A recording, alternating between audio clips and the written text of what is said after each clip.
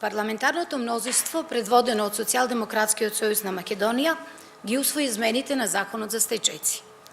Со овие измени овозможуваме материјално да бидат обезбедени дополнителни 2000 лица наши сограѓани, кои што ќе добиваат месечен материјален надомест во износ од 7596 денари. Или вкупно, создаваме можност за материјално обезбедување на околу 5000 наши граѓани, на кои што оваа помош им е неопходна.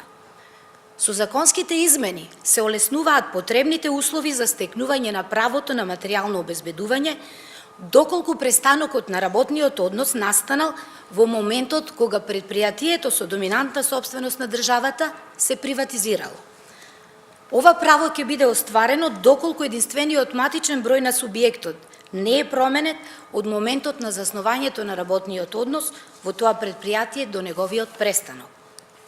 Истовремено, поголема флексибилност е дадена со условот за потребната возраст која треба да ја има невработеното лице.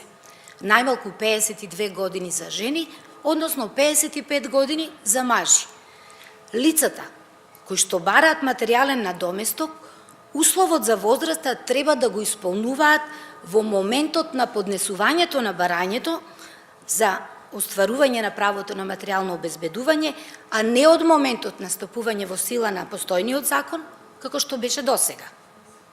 Со оваа мерка се решава проблемот со статусот на стечајните работници и се исправа долгогодишната неправда кон овие граѓани, кои не по своја вина останале без работа и долго време беа без никакви приходи.